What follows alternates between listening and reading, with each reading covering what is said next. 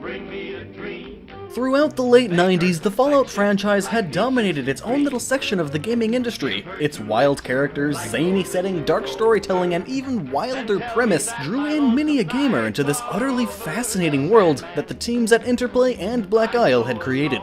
But this niche image they had maintained came with a cost, as sales figures for the franchise failed to reach the lofty heights of their own critical acclaim. Fallout was beginning to look more and more like a losing venture, a bet they just couldn't place. If the team that had created Fallout couldn't do it, maybe someone else could. But would this decision bring Interplay the financial gain they had hoped for? Or would it just blow up in their face once again? Sandman, bring me a dream. Bring me a dream. Make her complexion like peaches and cream.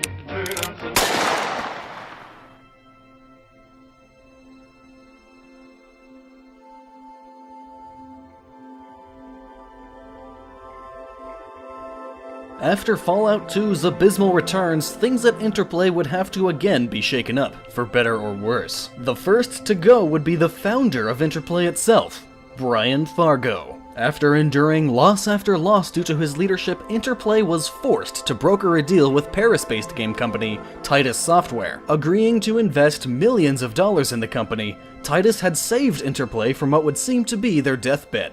That is, if Interplay wouldn't undo this newfound funding on their own terms. While this debacle was going on, Interplay decided to shelve Fallout's famed developer, Black Isle Studios, in favor of a newer studio called Micro Forte. Having little experience in the gaming industry at the time, Interplay still threw one of their most famous properties onto this fledgling studio. But the game they would craft would be nothing like the predecessors before it. In fact, it would embrace the part of the series that sometimes fell to the wayside. Fallout Tactics: Brotherhood of Steel. Releasing in March of 2001, was nothing like the Fallouts before in any shape or form. Gone was the series' iconic humor and self-referential attitude, and in its place was a stereotypical strategy RPG. Still using the mechanics of the original gameplay systems put in place, it seemed like all would be the same. But Micro Forte wouldn't make that the case. Instead of California, it would take place in the Midwest, and instead of following a classic Vault Dweller, you would control a new Brotherhood of Steel initiate and the squad he was in. The world map and towns that replaced it were gone, leaving the colorful inhabitants of the past behind for good, and in their place were Brotherhood of Steel bunkers that only offered up some trading and gambling for players to enjoy.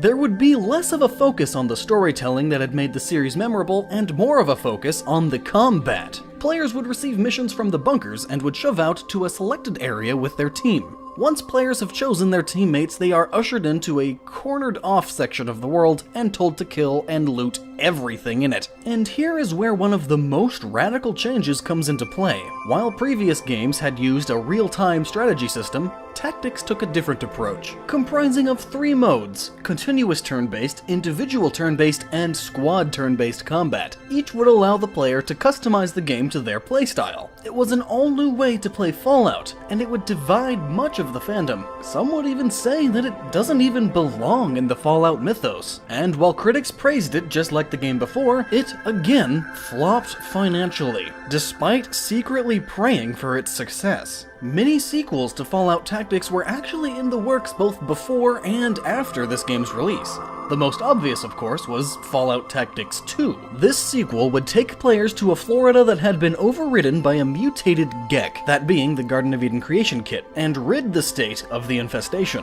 In some ways, it could have been a throwback to Fountain of Dreams, and the property EA had taken from them, but poor sales of Tactics meant that this sequel would never see the light of day past the conceptual phase. In tandem with this, another project was in the works that would be developed for consoles instead of the series' beloved PC.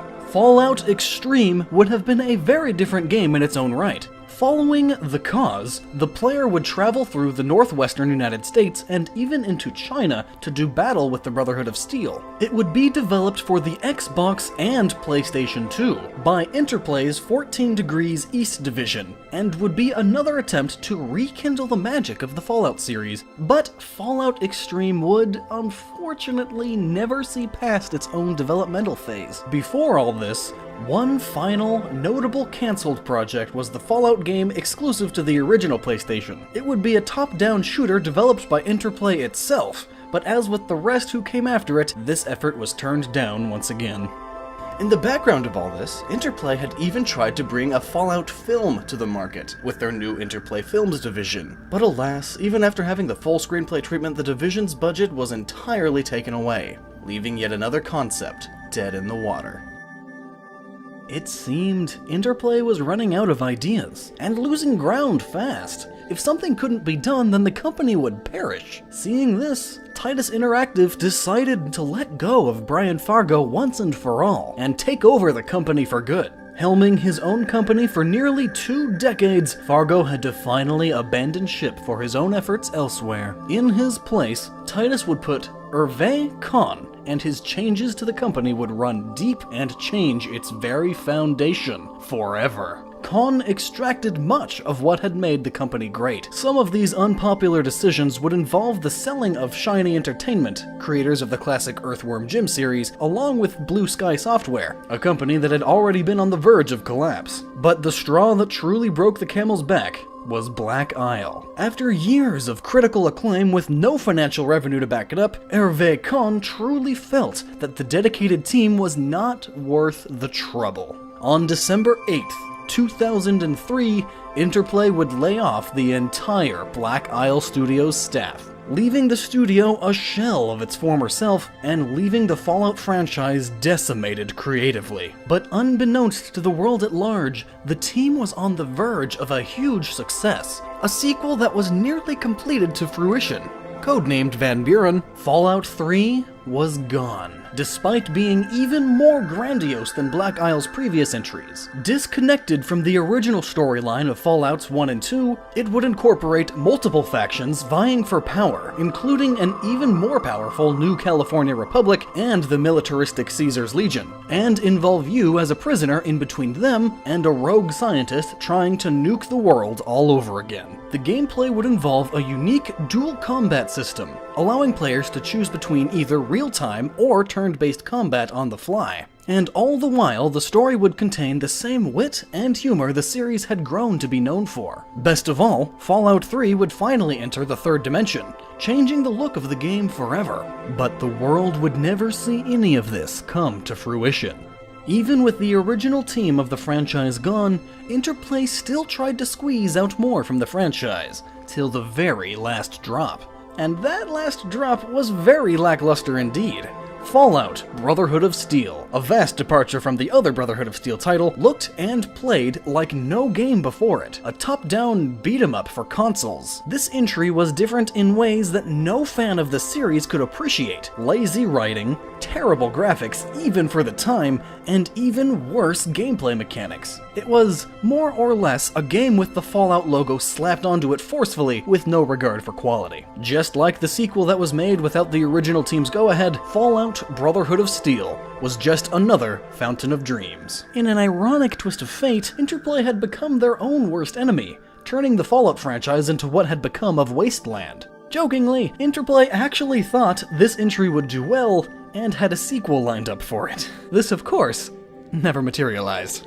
Now with financial woes along with critical ones, Interplay was in rather dire straits. Titus itself had been in a similar financial situation to Interplay, and, after some time, had to close their side of the business in 2004. Now, without anyone over their heads, Interplay continued to fall deeper and deeper into the abyss. The company was evicted from their own workplace and had to work elsewhere. At times, Interplay couldn't even pay their own employees, and many left because of this. After eventually finding a new office, they licensed the rights to create Fallout 3 to a different studio. This one would have years of experience behind their backs to create another masterpiece. Their name? Bethesda Softworks. But this wasn't enough to save them from their own demise. Faced with bankruptcy once again, Interplay was sent to court, and this time, there would be no escape from the inevitable. Like a cornered animal, Interplay would do anything to stay alive, even if that meant selling their baby. Altering their license agreement with Bethesda, the company sold the entire Fallout IP for $5.75 million, saving their own hides from extinction. Fallout was in new hands now, for some for the better, and for others for the worse. could this new company, with years of experience under its belt and a pedigree for quality fantasy titles, even be able to craft a dark, dystopian future? Or was there just no saving this dying franchise? Only time could tell. Thank you so much for watching Part 3. Part 4 will be out soon, and I hope you've watched Parts 1 and 2 already. And I have to ask, did you know that there were so many Fallout games, let alone so many cancelled ones? Anyway, you can click here to subscribe to be notified when future videos come out. And a huge thank you to you for watching! I hope you stay awesome and continue your thirst for knowledge.